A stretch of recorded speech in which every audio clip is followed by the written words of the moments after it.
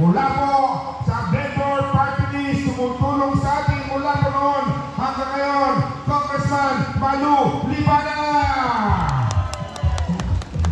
At kung ay pwede ng tatlo, lalabas ang diwata ng Manila. Ay, nagsasalita po ngayon na mayor po dito sa Laguna. Pares ng kanin. Minamahal ko po mga taga-San Isidro. Alam ko po, masakaya kayo sa bagong Kabuyaw dahil ayaw nyo na malungkot. Tandaan nyo, ang lungkot ay nakakapangit. Kaya saan tayo pupunta, doon tayo sa gumagawa at sa hindi naninira. Sa pagkakataon ito, mapalad tayo sapagkat kasama natin ang aking napiling gobernador. Ang isang gobernador na pinili ko, simple lang ang dahilan dahil pareho kaming gwapo. Pangalawa, pareho kaming mapagbigay. Pangatlo, pareho kaming masiyain. At ang ating susunod na gobernador, buong loob at handang tumulong sa mamamayan. Itong tao ito, anytime pwede natin lapitan, isang tawag ko lang sa katagal ito, si Governor Dan Fernandez! Kaya kita nyo naman, pinambing ko pa lang kumuha na ng sobre. Ano kaya naman ng sobre? Kita nyo, iba talaga si Governor Dan Fernandez. Ibang klase, parang si Fernando po, bunot agad. Yan ang gobernador na galante. Gobernador Dan Fernandez, mag-iiwan ng cash prize, pamparabol. Lahat po, mananalo. Lahat na mabubunot. Mulanin po kay Vice Governor Jim Amante. Mamaya-maya po ay kayo aalayan lang ng konting pampasaya. Alam niyo naman sa bagong Kabuyaw, kahit natin naman malungkot, gusto natin laging masaya. Pagpasensya niyo na yung mayor ngayon, malimit niyong makita. Bakit? Dahil naniniwala po kami na dapat ang inyong ibinoboto at inihahalal hindi lamang nararamdaman pag panahon ng eleksyon at kampanya. Dapat ang inyong binoboto at inihahalal nararamdaman ng kanyang mamamayan sa oras ng pangkailangan, sa kapiestahan, lalong-lalo na kapag kapaskuhan. Iba talaga pag Pasko! Masaya ba ang Pasko niya sa bagong Kabuyaw?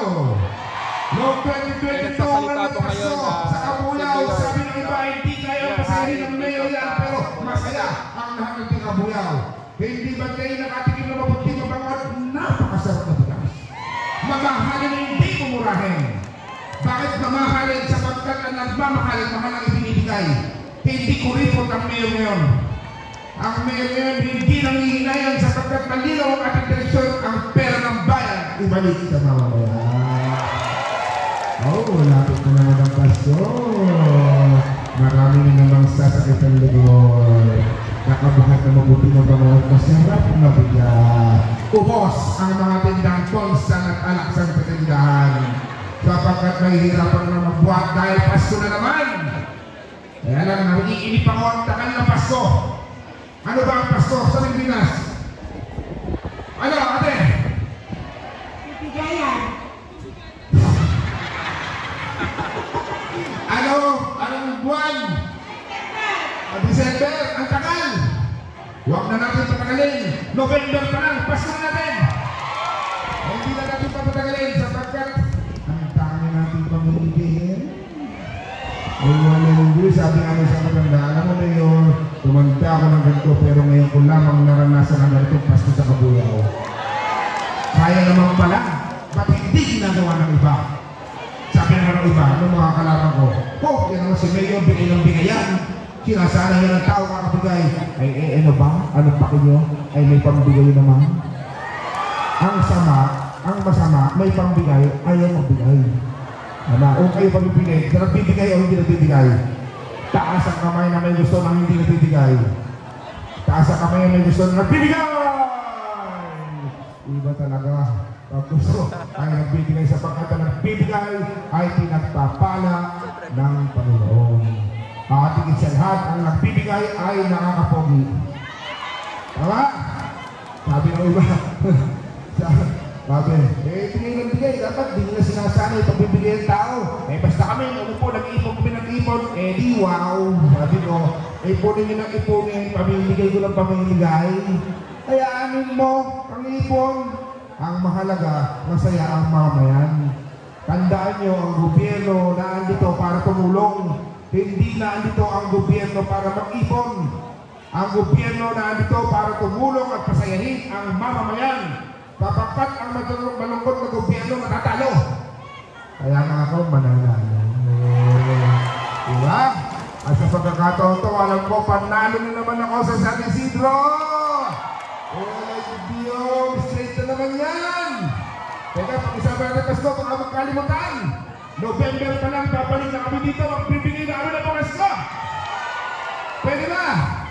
Ano ang gusto niyo ng Pasko?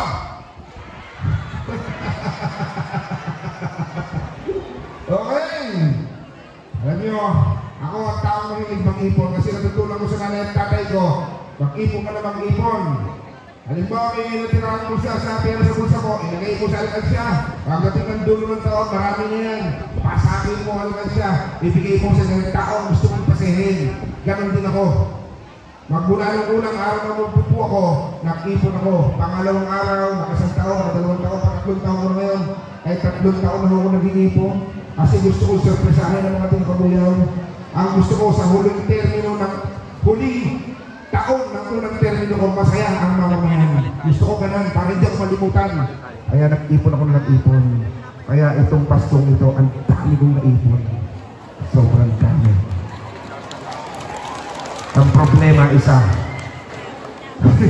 sobrang dami na kailangan ng bawasan to. Kailangan na ipamigay to.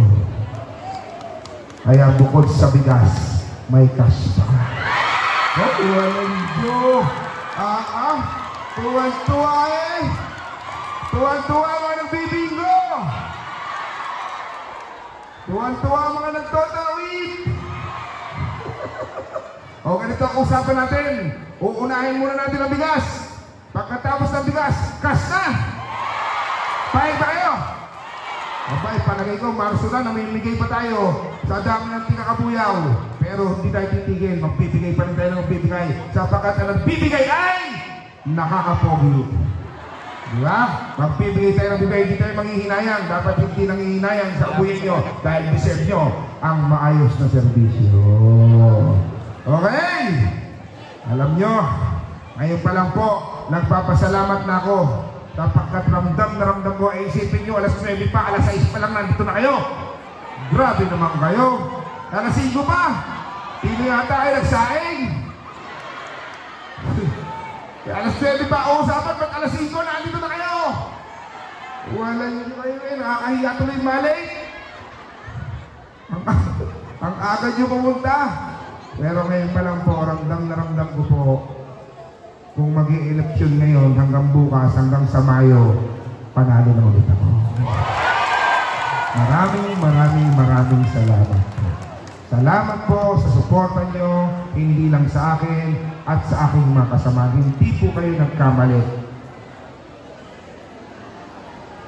Salamat po.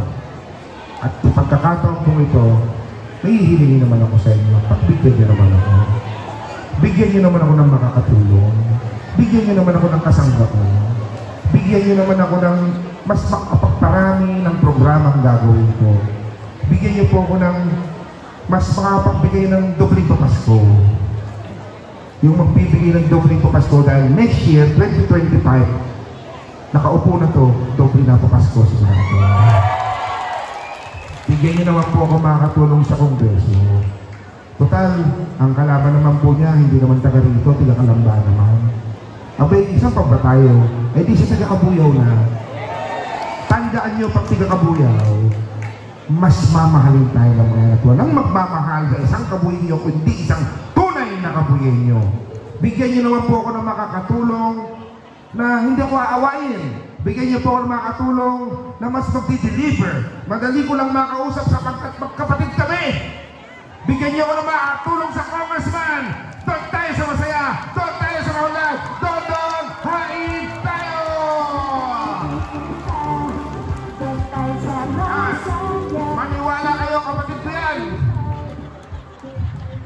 Kapatid ko po talaga siya mas bata, pero mas mukhang matanda. Kapatid ko, si Congressman Dondon Hay. Mas maraming serbisyo, mas maraming programa, at panahon na po na magkaroon ng congressman ng 2nd District na tiga-Kabuyaw naman. Tandaan nyo, hindi imposible sapagkat 250,000 ang botante ng Kabuyaw, 70,000 ang botante ng Los Baños, 40,000 ang botante ng Bayan. Wala pa sa kalahati natin ng 2 bayan na yan. Kaya sa susunod, eto na, Kabuyenyo ang congressman ng 2nd District ng Laguna.